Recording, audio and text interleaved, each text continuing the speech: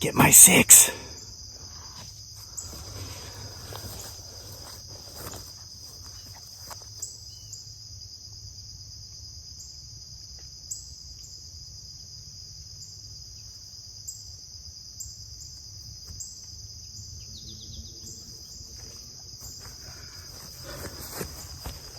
So guys, I've spent all morning casing out my own property, the surroundings of my own property.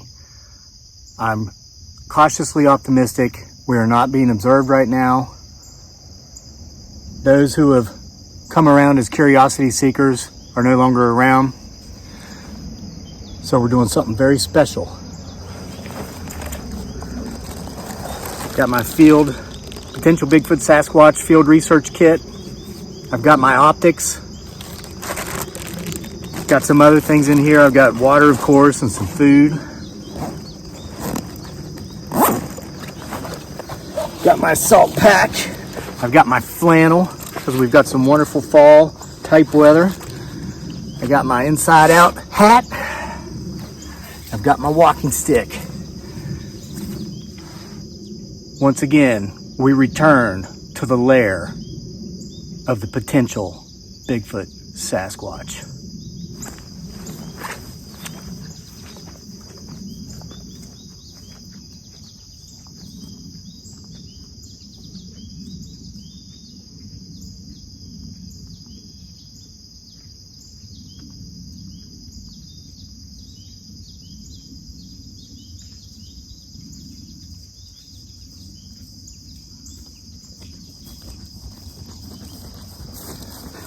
I'm gonna need the camera too, though.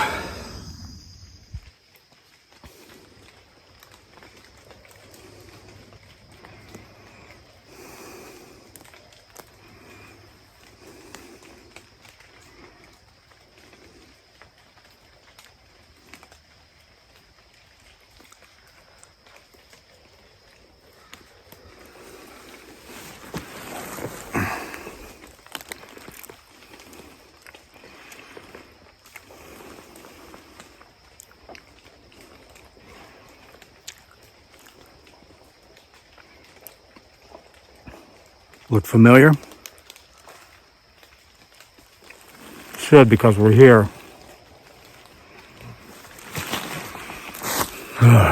Shaking a little bit because I've just hiked for more than an hour to get here. Get my 6.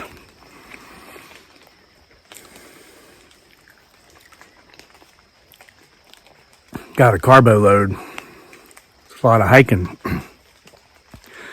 So here's what we're going to do today in the lair.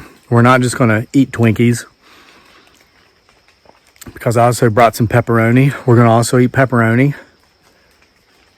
But we're going to try to reconstruct or recreate an event that happened almost a year ago.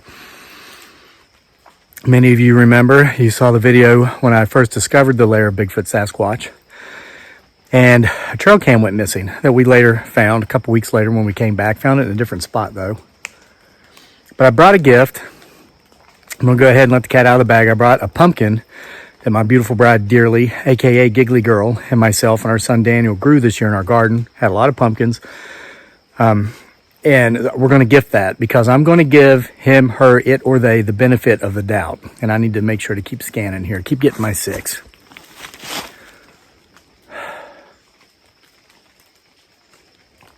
We're going to just give him, her, it, or they the benefit of the doubt and assume that they took the camera as a gift. Maybe they thought we were gifting them a camera. They took it, they played with it for a couple weeks, brought it back, left it in a slightly different location.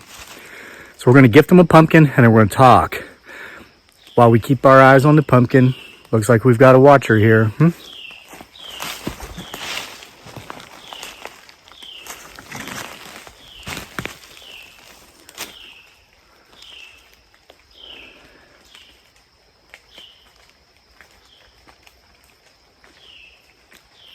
We are not alone.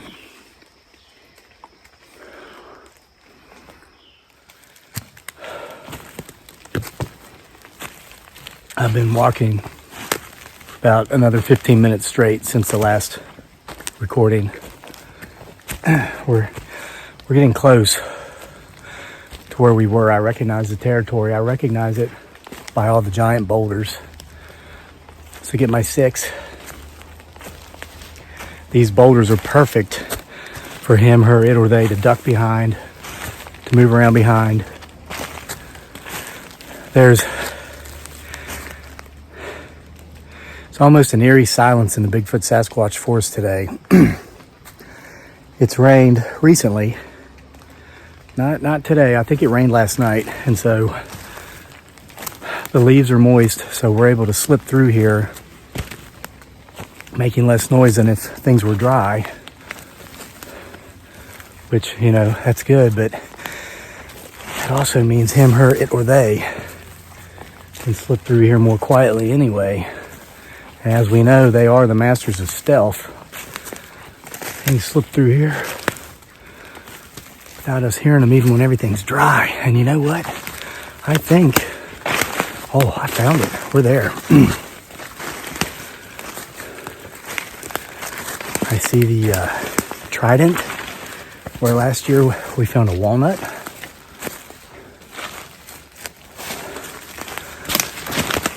I see the very stone upon which we were sitting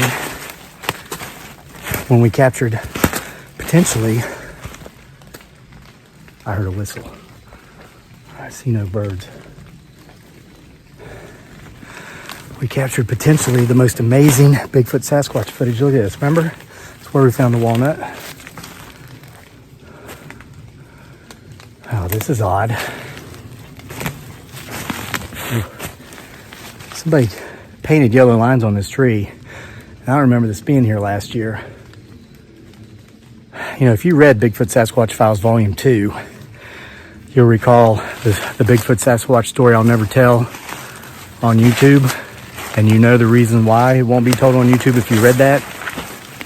So it looks like potentially those yahoos who were casing me out after that video came out may have found this location. That's why I stopped coming regularly, guys, because there were people that I would not respond to who wanted to know where this place was that started following me. Shoot, I might have let them up here. I don't remember those paint marks being there. I'm going to go back and watch that video. I hope I didn't lead some people with very nefarious intentions to this spot.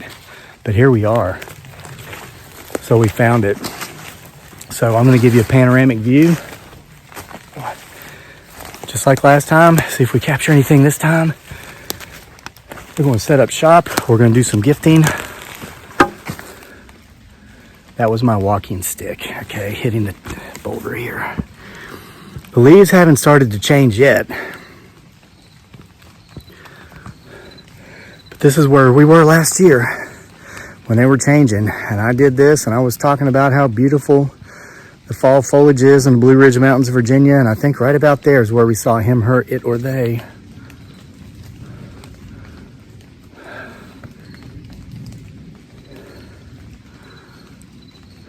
Walking down the hill and ducking behind a tree. So we're there, guys. This is the spot. So let me get set up and we're going to talk for a while. A little bit over there.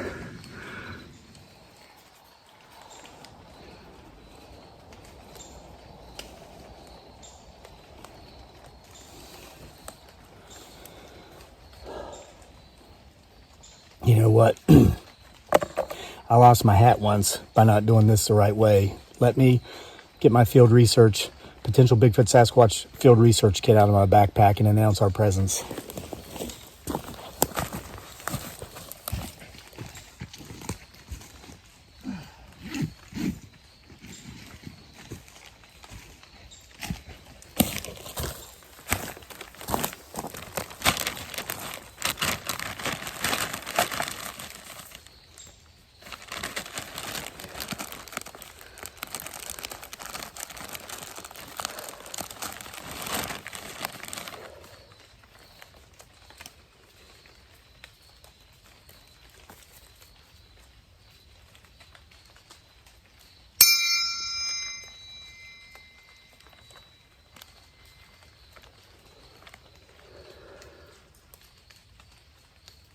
There. Now, I'm going to leave the gift. There's a stump right up here. It's about 30 yards back. It's a little pumpkin about the size of a little smaller than my face. We're going to gift it. Watch and see if you see anything watching me, okay?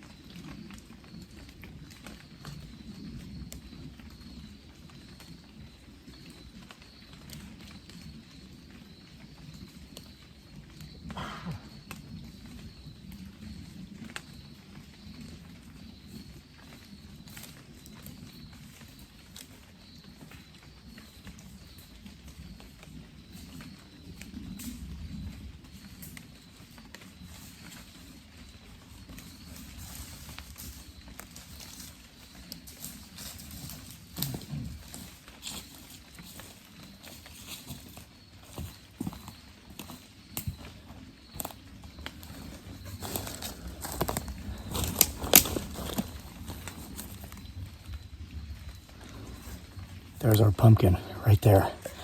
Let me grab my water.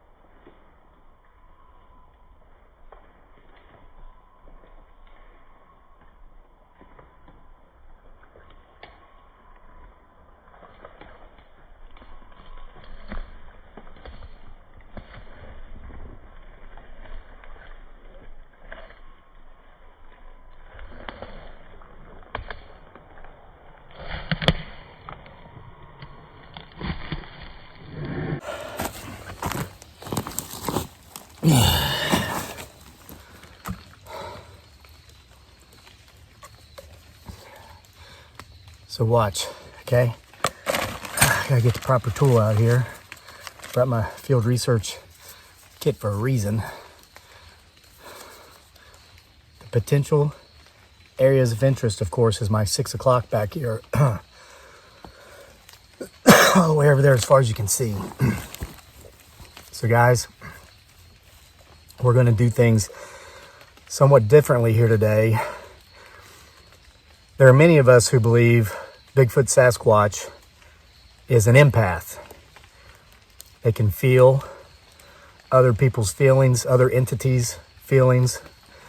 They can respond through meditation, through sounds, through actions. So we're going to ask Bigfoot Sasquatch for a big favor here today.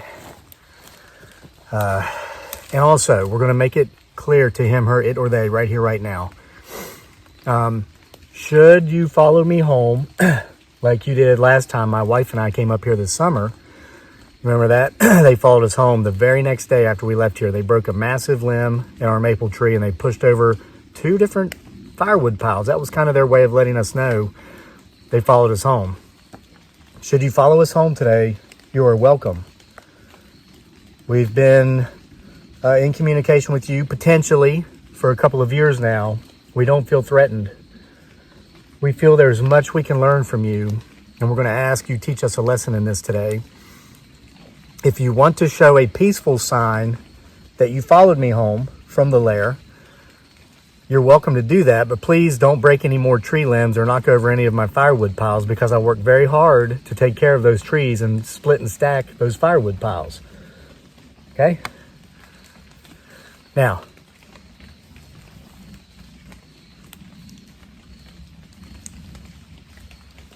thought I heard like a scream coming off from this direction. Now, with that said, guys, I want to talk to you about something today. It's kind of, it's about love. It's about hate. Okay? My beautiful bride, Dearly, aka Giggly Girl, only an hour before I left the house, found out that her uncle died. He just died. And I knew him. You know, I lived over there in the Philippines for 6 years, and I met him. I knew his children. He's got 2 daughters and 2 sons, about my wife's age. I knew his mother, which is my wife's grandmother. And he was my wife's father's favorite sibling. He was the baby. He was a little brother. And my wife's father was the oldest brother. And so they kind of had almost like a father and son type relationship, because their father actually died when they were children. So her father's taken it very bad, as could be imagined. They were very close. And if you don't mind, I'm going to take this off because it's hot. He was only 50. He had some ongoing health issues, and healthcare over there and in any third world country just isn't what it is over here in the West. And he finally, he finally passed on. And my wife's, she's sad. She liked him very much, but her feelings, she's more sympathetic towards my father. Her feelings are more, she's feeling more pain because she knows how much her father's hurting. So while I was hiking up here, I was thinking about this man who passed on, and the few times I was around him. And him and Dearly's father are very similar in a big way. And I want to talk to you about that. It's in regards to love and hate. Both men love very strongly the people who they have allowed into their lives. Their family, of course, their children, their spouses, me. And they hate no one. If there's somebody who was maybe rude to them, critical, cynical, pessimistic, negative, they just didn't let them in their lives. Now, they didn't spend any energy hating those people. Maybe even it was somebody that took advantage of them. They didn't spend any time, and my wife's father spends not a second of his day hating anybody that's ever wronged him. He just makes sure to expel them from his life, ostracize them forevermore, and move forward, spending his energy on the people that he loves, loving them. So this has kind of been like an ongoing theme in my mind here lately, and this gives me a good opportunity to talk about it because of the passing of Dearly's uncle. Because, when I wake up in the mornings, especially here lately, because it is becoming fall now, and I just feel better because it's not 95 degrees with 95% humidity during the day. I'm able to get out and do the things I enjoy throughout the entire day now, not just in the mornings and in the evenings. So a couple mornings ago, I was sitting there having my coffee in my reading nook, overlooking my pond and my fruit orchard. And I just felt so at peace. And it was like, wow, this is so amazing, this feeling of peace that I have. Because, I've been through struggles in life. And I've overcome, and I've not just survived them, I've thrived beyond them. And here's something I learned years ago, okay? And this will help you understand this better. It takes just as much energy to hate someone or hate something as it does to love someone or love something. And when I came to that understanding, I made a commitment to myself that I would never take. While you're getting my 6, I'm getting my 12. I thought I saw something. We might have to kind of change angles here a little bit. We might have some movement going on around us. But here's my point. I made a commitment to myself to never spend the same amount of energy that I use to love my son and to love my wife, to hate someone that has wronged me, maybe somebody who's taken advantage of me, maybe somebody who hurt me, maybe somebody who was critical of me, criticized me, maybe just out and out rude, somebody who was insulting. Instead, I will take that energy and I will double up on the amount of energy I spend on loving my son and loving my wife, because they're deserving of that energy. Okay? The D-bags of the world who are critical, rude, negative, pessimistic,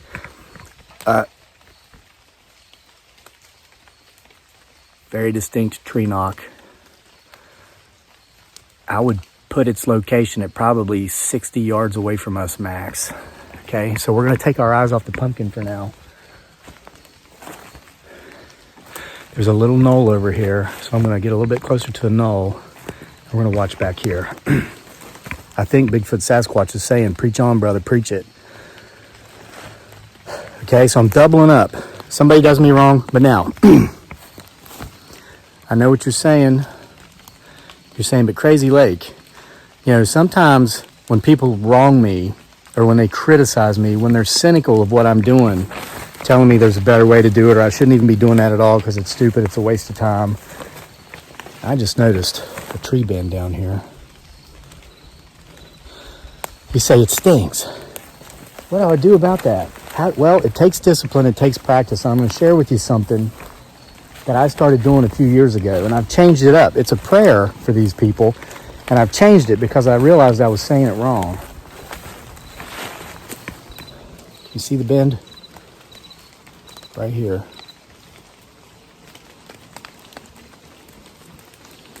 Okay, so, again, if someone is not deserving of being in your life, this is just how we do it. We expel them. We ostracize them forevermore. Even if it's somebody that we may see on occasion, or we just avoid them. We turn the other cheek, turn the other way. Don't look at them, don't acknowledge them. Like the guy ran off with the crayon. See him coming, just look the other way. So, but here's the problem with that. You do that and you can still feel that sting. I can still feel the sting of somebody coming on my property telling me what they were going to do, what they were going to take, and how I had no say in it. And how and then the other D-bag out there about how, that's the hardest way you could do that. There's a tool for that and blah, blah, blah. Same thing. Turn the other cheek. But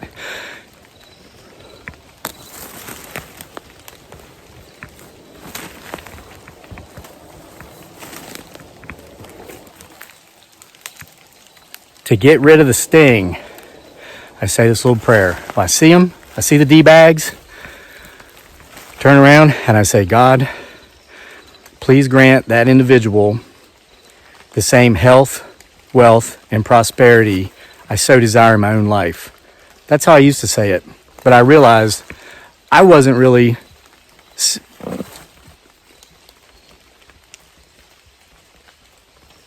giving enough credit for the blessings that are in my life. I'm already wealthy beyond measure. Now, does that mean I'm rich? Absolutely not. You know what the difference between people who are rich and people who are wealthy is? People who are rich are the ones that have the most stuff. Stuff even being money. People who are truly wealthy are the ones with the fewest needs. I see it. Watch and see if it moves. Listen, my needs are met. I want for nothing. So I'm wealthy beyond measure. So now, when I see those D-bags, I turn. But then I remember, the smart aleck comment they made, the passive aggressiveness where they would compare me to someone they knew who they hated and they was so stupid. But no, that doesn't mean that you're like that. You just remind me of them. Or the gaslighting, read Bigfoot Sasquatch Files Volume 3, you read all about gaslighting. As I turn, I say, now, God, please grant this D-bag the same health, wealth, and prosperity that I so enjoy in my life. Not that I so desire, but that I so enjoy because I do. I have it. Okay? And it's not from focusing on what the other guy has or how much more that person has or how much less that person has and hating them because, it is human nature almost that most humans want to have somebody to look down on. We don't do that. Don't envy the rich. Don't hate the poor. Focus on ourselves. We see someone who wronged us. We want to take out that sting. Say that prayer. God, please grant this person the same health, wealth, and prosperity that I've been blessed. You blessed me with in my life. And what you find is that keeps that sting away. You're not focusing on what that person did to you. You're focusing on your blessings and sending those positive energy waves out there. Maybe if those people's lives weren't so miserable, maybe if they were happier, they would be happy. And maybe they wouldn't go around looking for people to criticize and to insult and to harm and to just be D-bags to, okay? You're like, all right, Crazy Lake, you talk a good game, but can you do it in action? Yes, I can. Here's an example. Now, you know how we handle these vertically challenged individuals who live under bridges. And what I'm doing is I'm panning this entire area so that if we are being crept up upon, actually it's creeped up upon, whatever. More tree bins back there. We're going to get something. All right, so here we go. Prime example. This guy, that's me, they're talking about me, is a whack-o.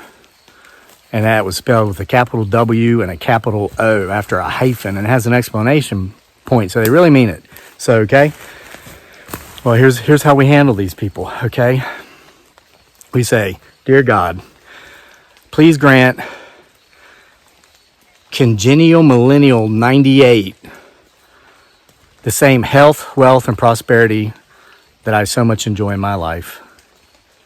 See? And then we go, ban, and we move on. Don't let these people stay in your life. Why would I not ban that individual? They're just going to come back and say something negative again. And it's not that I care about people saying mean things about me on the internet, okay? This isn't Jay and Silent Bob crossing the country trying to find everybody that ever trolled them. I don't care, okay? My skin is thick. I don't want to read the negativity. And so that's one down, you know? We used to get dozens and dozens and dozens of those a day. We get like maybe a couple a week now. That's it. You just got to keep going. You ban them, you move on, you focus on the positive ones. This is the kind of stuff I want in my head. I love your show. Thank you. I love you too. But don't start like stalking me or nothing, you know. It's creepy when that happens. It's happened. So guys, that's just a message that I kind of wanted to send out there. One tree knocked directly behind me.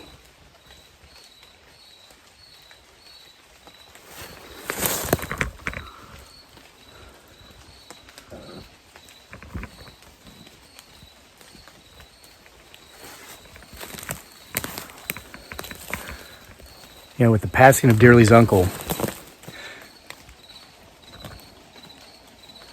you know what, guys? He was only 50 years old. I'm 46.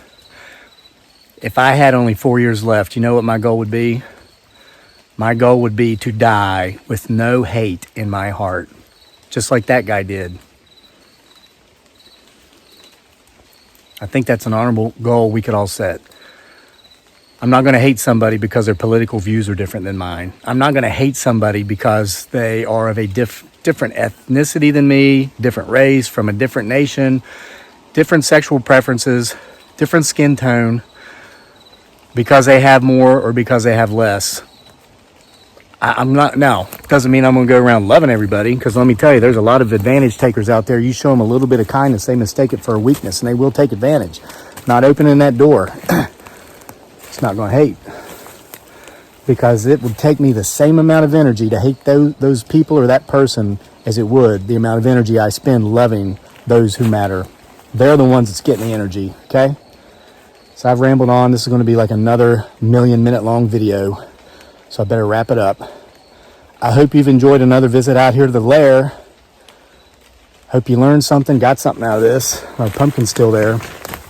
So I'm going to pack up. We're going to leave the pumpkin because it's a gift, and we're not going to take back what we've given. We're going to see you for more next time. From here to PBS S, the potential Bigfoot Sasquatch show.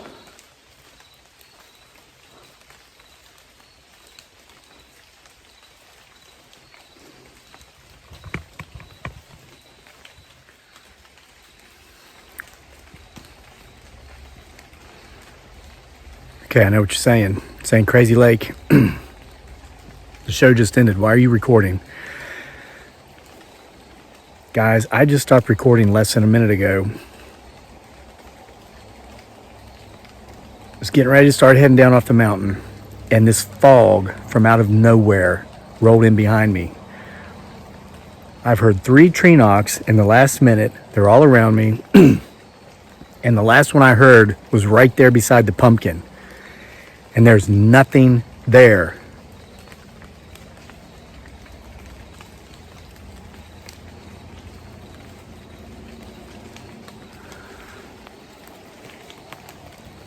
This might end up being one of those 1,000,000-minute long videos today, simply because I know I'm not alone. I have the feeling I am going to be followed off this mountain. And if anything crazy happens, we're going to catch it on film. Now, after having seen those yellow lines painted on those trees, I'm not so sure who or what is going to be following us. Maybe we were followed into the lair. So I'm going back a different way, and I will be coming out at a different point on my homestead, because basically I'm going to try to lose them in case it is a 2-legged bipedal creature of the most dangerous kind, mankind.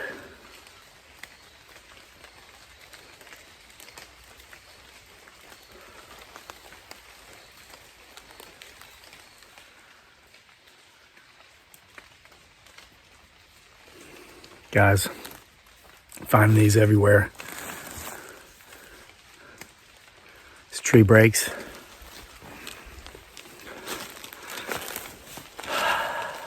I've actually never gone off the mountain the way I am right now, but I have a very keen sense of direction. You have to remember my background, those of you who have been following for a while. Okay? If it wasn't for that background, I wouldn't try this. I want you to watch my 6, because I feel as if I'm being followed.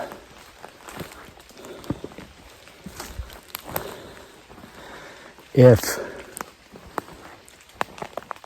those people from certain groups with nefarious intentions are up here, they won't be able to follow me this way, the way I'm going, trust me. Before I go down the mountain, I'm going up another. And if you are not, if you don't go out and do an hour's worth of cardio every day, like this guy, you're not going to make it up this hill. So, and then I'm going to drop down the other side, do a loop around a big knoll, and then come out up at our campground.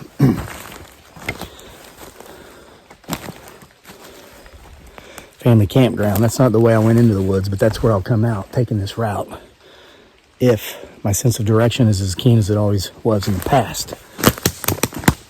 That was me. I just stepped on a bunch of sticks.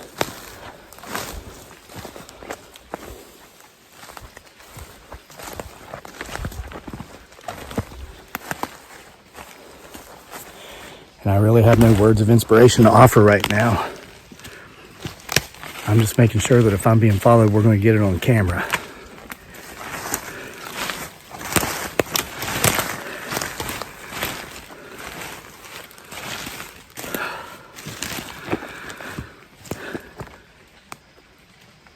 All right, sound like a tree knock. I'm going down into a very steep ravine. Very steep, almost straight down. And it's so I can cross up the other side, which is straight up, and lose.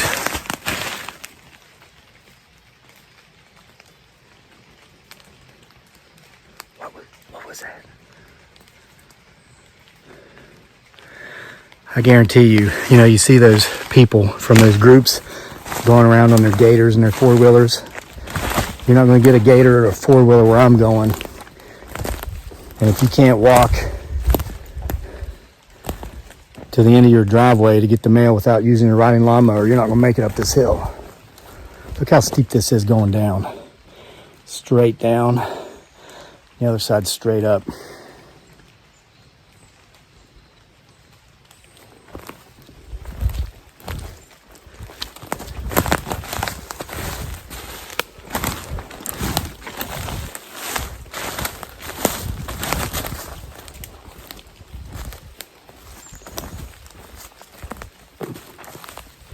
Guys, when I was back there giving my little motivational speech about, you know, not giving anybody the energy. Don't waste your energy on hating people. I honestly believe they moved in and surrounded us. The way those tree knocks were coming from so many different directions. And always when I make these videos, as soon as I stop, you know what, guys? I'm so shaken up. I left my walking stick. That's the second time I've lost a walking stick in this lair because my concern is to get out of the lair, not make sure I get my stick. So it looks like we're gonna have to make another one. Okay. There's so many caves and sinkholes. These things could be living in them. Okay, so guys, it's getting real steep now. So I'm gonna stop recording. I'm gonna need my energy to get up that other hill. And when we're close to home, I'm gonna record again so you know I made it.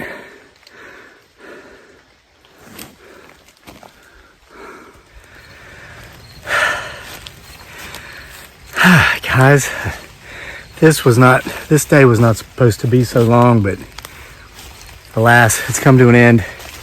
I made it back down the other side.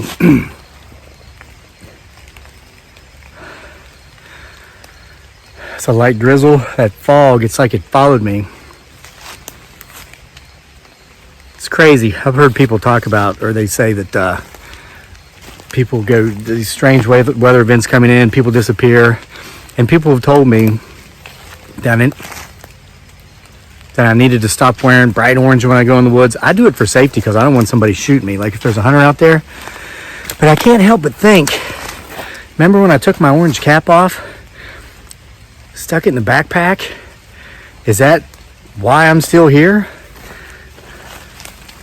I don't know, but I'm home. Get out of the woods here. I made it back. I'm up here. Spot I said I'd come out. My beautiful family campground back on the homestead. So guys, we made it back. Whew. I guess this is officially the end of this video. So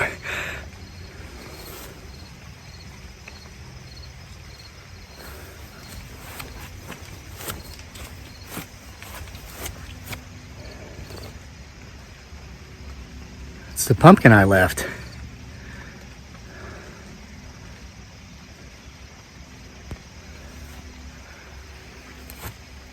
Okay, so for this to have gotten here before me means either he, she, it, or they got here before me, or the other he, she, it, or theys. So how do we know? Was it potentially Bigfoot Sasquatch, or was it some human beings with some nefarious intentions?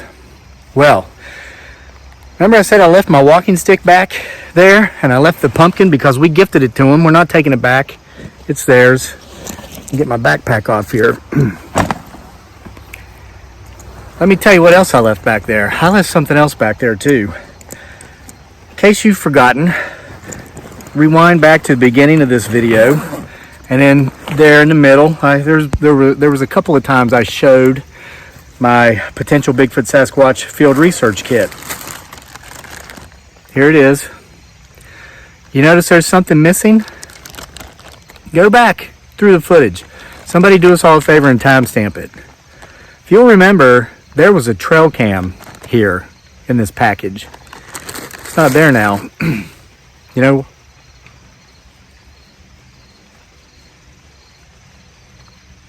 very distinct tree knocks. Before I left,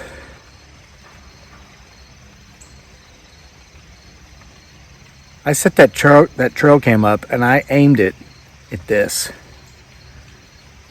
So now, the next journey into the lair of Bigfoot Sasquatch is to retrieve that trail cam once again It was fully functional, fully operational.